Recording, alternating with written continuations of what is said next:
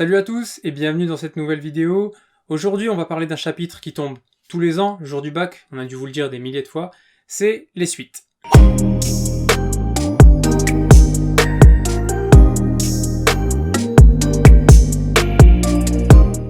Alors c'est un chapitre qui peut faire peur à beaucoup d'élèves parce que certains ne savent pas ce qu'est une suite, ne savent pas comment ça fonctionne, et on a aussi des élèves qui comprennent globalement ce qu'est une suite, mais le jour du DS et le jour du bac, on est complètement perdu parce que on a une suite, alors en général c'est la suite UN et la suite VN, on a deux suites dans l'exercice, on ne sait pas à quoi elles correspondent, on ne sait pas comment les utiliser, et à chaque question, on se demande qu'est-ce qu'il faut faire.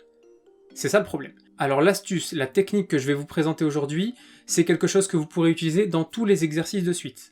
On va partir un peu dans un délire avec deux personnages, un personnage qui correspond à la première suite, un deuxième personnage qui correspond à la deuxième suite. Comme ça, le jour de l'exercice, le jour du DS, le jour du bac, vous saurez à chaque fois de quel personnage on parle et surtout ce qu'on vous demande. Donc dans cette vidéo, on va planter le décor, on va présenter cette technique et en quoi elle va pouvoir vous aider dans tous les exercices.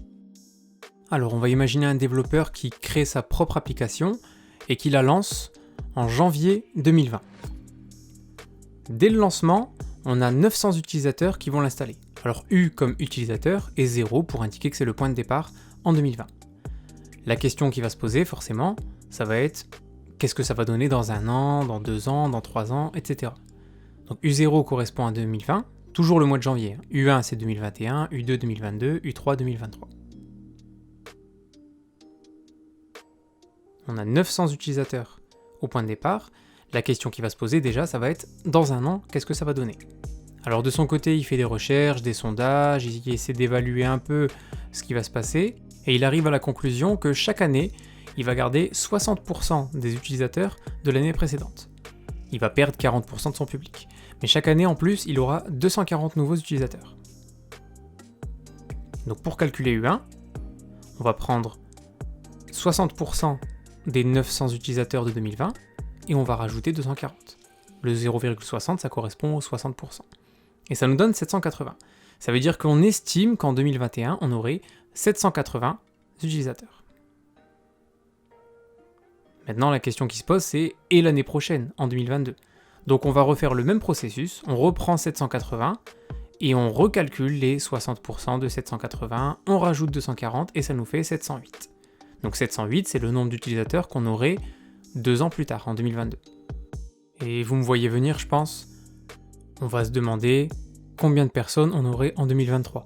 Mais on va continuer encore longtemps comme ça. Parce que, après on voudrait quoi? U8 par exemple. Mais si on veut U8, il nous faut U7. Si on veut U7, il nous faut U6. Donc on voit qu'on a toujours besoin du terme précédent. Et c'est embêtant si on a envie de voir à long terme. Imaginons qu'on veuille voir U12, ou qu'on veuille calculer U35 même. À chaque fois, on aurait besoin du précédent. Donc c'est là que le développeur va faire appel à quelqu'un, à un prof de maths comme par hasard, et va venir avec sa suite en lui disant voilà, j'ai envie de voir sur le long terme, mais je suis bloqué. Le prof de maths réfléchit quelques minutes et lui dit travaille avec cette suite-là.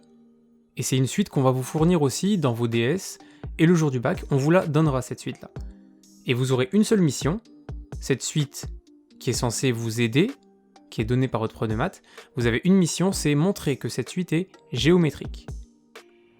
Et c'est l'épisode qui nous attend juste après, dans la deuxième partie. Voilà, c'est la fin de cette vidéo, j'espère que c'est un peu plus clair pour vous. Dans la prochaine vidéo, comme prévu, on se concentrera uniquement sur la suite de la prof de maths. Dans la description, je ne vais pas mettre d'exercice aujourd'hui sur cette vidéo parce qu'on est au démarrage de l'exercice, mais dès que la partie 2 et la partie 3 sont terminées, vous aurez des exercices type bac corrigés qui vous permettront de voir tout de suite si vous avez compris ou pas. Je vous conseille d'enchaîner tout de suite avec la partie 2 tant que vous êtes dans le bain, et si vous n'avez pas le temps, je vous dis à bientôt, n'oubliez pas de vous abonner. Ciao!